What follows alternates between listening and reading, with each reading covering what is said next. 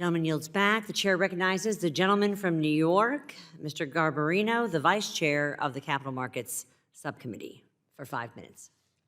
Thank you, Madam Chair, and thank you very much for hosting this important hearing today. And thank you to our witnesses. Madam Chair, before I have questions, I request unanimous consent to enter into the record several letters. First, a letter from the Small Business Investor Alliance, and second, a letter from the National Venture Capital Association. Without objection. Thank you very much. Mr. Elenoff, I want to start discussing Regulation A with you. Title IV of the Jobs Act directed the Securities and Exchange Commission to adopt rules examining securities offering up to $50 million within a 12-month period from Securities Act registration requirements. Upon implementation, the SEC created two different tiers. Regulation A Tier 1 caps at $20 million, and Tier 2 allows for the sale of $50 million, which was later raised to $75. The benefit of having Regulation A is that it provides an opportunity for small and medium-sized private companies to access capital on a scale more appropriate for their needs with limited disclosure requirements. Despite these benefits, you mentioned in your written testimony that Regulation A still needs to find its footing. Can you explain why Regulation A has been underutilized, and how would amendments to Regulation A help small businesses raise capital, and would more companies benefit if Regulation A raised its offering cap? First of all, if we have to recognize the great state of New York together, okay? I mean, if everybody else can do it, we should be doing it, just because we're a big urban center. So Reg A Plus is a more involved disclosure document, not unlike a traditional IPO on an S1. It's on what's called a Form 1A, and it's got extensive legal work, accounting work involved. It takes months to prepare, or weeks in many cases if it's an earlier stage company. The good news, and I spoke to one of the founders of the big platforms this morning, is in the last few years, $5 billion has been raised in Reg A+. So it's an exemption that is getting traction.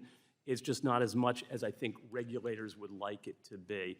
And many of the major investment banks, since it's a mini IPO, don't tend to follow in that direction.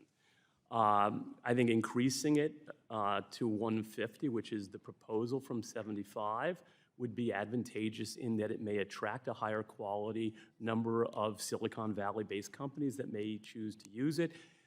The costs of doing a Reg A Plus deal and the time and the sophistication kind of necessitate larger deal sizes in order to pay for the diligence that's being questioned here about whether or not these deals are providing enough disclosure so that investors can make an informed decision. When you are targeting retail investors, which Reg A Plus does, you need more involved disclosure. What's not been discussed today, and the reason large companies shouldn't be required to put disclosure, and it's been conventional wisdom in the capital markets for 70, 80, 90 years, is that you have the largest institutions who do the due diligence with people like Ms. Howe at their side, so you don't need that level of disclosure or diligence because somebody is doing it. And so Reg A Plus, there have only been a few hundred deals that have been done on Reg A Plus, and its average raise size is $2.2 million, but we do need to utilize it more and find a utility for it. And you think one of the things would be raising the cap could get more companies involved? I spoke to several of the platform managers, and they agreed that there are times when they speak to some of the companies who feel that the $75 million as a top limit makes it unattractive to them, so they won't do a deal with on Reg A Plus. Would I have some more questions, but they're much more detailed than I'll. One last thing, if I may. It's not been discussed. I'm not really supposed to go here, but I think that if crypto was to become a regulated vehicle, as it's been suggested by our regulator community, Reg A Plus is the perfect on-ramp for it.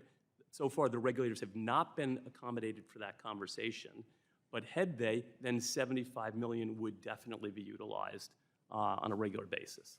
Thank you. And I do have other questions about this, but I'll have to send them to you. I do want to ask you also about finders. Right now, there's no suitable framework for finders, and because of this, they are treated as broker-dealers by the SEC. Is this a problematic framework for those seeking to make connections between investors and private companies? If so, can you expand upon that? And would changing this and creating a framework benefit rural and underserved areas? Yes, yes, and it's been sitting out there for 25 years, and it's just getting fumbled all the time, and there's no good reason not to have finders be able to qualify under the old Paul Anka sort of test or some expanded no action letter like that. So this is really affecting access to capital. We need to fix it. Without question, small businesses need people to help them identify appropriate investors. Thank you very much. I yield back, Madam Chair.